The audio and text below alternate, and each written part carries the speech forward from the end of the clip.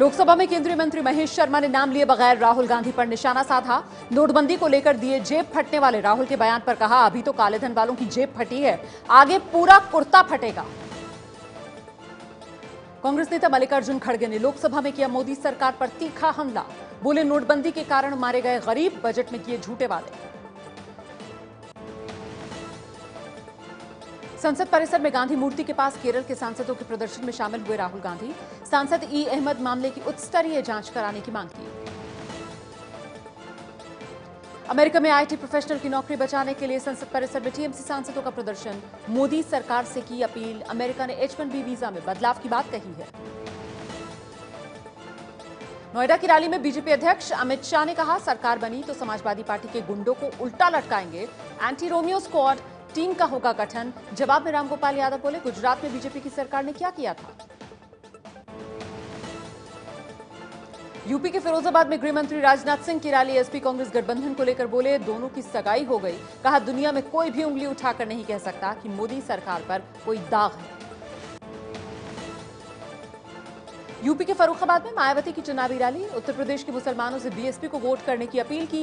बोली, अंदरूनी लड़ाई में फंसी एसपी को वोट देकर अपने वोट बर्बाद ना करें। कहा, समाजवादी पार्टी ने शिवपाल यादव का अपमान किया, चुनाव में नुकसान उठाना पड़ेगा। यूपी के शामली में राहुल गांधी की रैली। बोले, मोदी जी ने अगर हजारों करोड़ रुपया 50 परिवारों को देने की बजाय युवाओं को दिया होता तो यूपी का भला होता। मेक इन इंडिया के जवाब में मेक इन यूपी का नारा दिया। यूपी के सीतापुर में अखिलेश यादव की रैली। अखिलेश का बीजेपी सरकार पर वार। पूछा, बीजेपी के अच्छे दिन कहां गए। बोले, नोटबंदी के दौरान जिन लोगों की जान गई उनके परिवार की मोदी सरकार ने कोई मदद नहीं की, लेकिन हमने परिवारों को 2-2 लाख रुपए दिए। मुलायम सिंह यादव ने फिर बदला बयान। अब बोले, अखिलेश ही होंगे उत्तर प्रदेश के अगले सीएम। पुरानी बातें भूलकर एसपी कांग्रेस दोनों के लिए प्रचार करूंगा।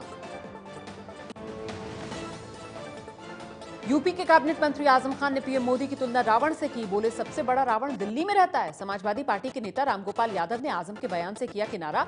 कहा, आजम खान के बयान से सहमत नहीं हूं। बीएसपी के राष्ट्रीय महासचिव सतीश चंद्र मिश्रा ने नोटबंदी में मौत को लेकर पीएम मोदी को यमराज बताया। बोले, नोटबंदी में मौतों के जिम्मेदार पीएम मोदी ही हैं। यूपी चुनाव के लिए आरएलडी का घोषणा पत्र जारी। महिलाओं को सरकारी नौकरियों में 33% आरक्षण समेत 100 दिन में सभी खाली पदों को भरने का वादा। यूपी में निष्पक्ष चुनाव के लिए प्रदेश बीजेपी अध्यक्ष केशव प्रसाद मौर्य ने राज्य के डीजीपी जावेद अहमद और मुख्य सचिव को हटाने की मांग की। कहा, चुनाव आयोग से कर चुके हैं मांग। वोटरों को साड़ियां बांटने की खबर पर चुनाव आयोग ने यूपी के विवादित मंत्री और अमेठी से समाजवादी पार्टी के उम्मीदवार गायत्री प्रजापति को फटकारा। उत्तराखंड के सीएम हरीश रावत का सुपर हीरो वाला नया पोस्टर सामने आया। पोस्टर में हरीश रावत को सिंगर्स किंग की तर्ज पर हीरो के रूप में दिखाया गया है और लिखा है, हरदा न रुकेगा कभी, हरदा न थकेगा कभी। जयललिता की सबसे करीबी भरोसेमंद रही शशिकला तमिलनाडु की नई मुख्यमंत्री होंगी। एआईएडीएम के विधायकों ने उन्हें नेता चुन लिया। कल पद की शपथ ले सकती हैं शशिकला। असम के विधायक अमीनुल इस्लाम ने सदन के भीतर की कार्रवाई को फेसबुक पर लाइव दिखाया। स्पीकर ने 8 फरवरी तक सस्पेंड किया। निवेशकों के 14,000 करोड़ रुपए लौटाने के लिए सुप्रीम कोर्ट ने सहारा की सबसे बड़ी रियल एस्टेट परियोजना एम्बी वैली टाउनशिप को कब्जे में लिया। 11,000 करोड़ रुपए सेबी को चुका चुका है सहारा। बाकी रकम चुकाने के लिए 2019 तक का वक्त मांगा था। टाटा सन्स के निदेशक पद से साइरस मिस्त्री की छुट्टी। शेयरधारकों की आम सभा में बहुमत से फैसला हुआ। दिल्ली के डलहौजी रोड का नाम बदलकर दारा शिकोह रोड हुआ। नई दिल्ली की बीजेपी सांसद मीनाक्षी लेखी ने एनडीएमसी की बैठक में रखा था प्रस्ताव। मुगल बादशाह शाहजहां के सबसे बड़े बेटे थे दारा शिकोह। यूपी के डीजीपी जावेद अहमद ने नोएडा के 37 अरब की ठगी केस पे बैंकों के भी शामिल होने की संभावना से इनकार नहीं किया। कहा, बैंकों की मदद से ही आरोपी अनुभव ने शायद रकम को ठिकाने लगाया। मित्तल का 3700 करोड़ में से निवेशकों के 28 करोड़ लौटाने का दावा। 3700 करोड़ की ठगी के आरोपी अनुभव मित्तल के ससुराल वाले घर को यूपी एसटीएफ ने सील किया। कानपुर के हरजिंदर इलाके में मकान से कई दस्तावेज बरामद। प्रवर्तन निदेशालय ने भी 5 ठिकानों पर छापे मारे।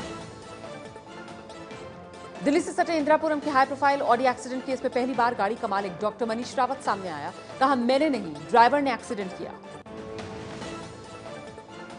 उत्तराखंड के रुड़की के एक निजी अस्पताल के कर्मचारी की हैवानियत सामने आई।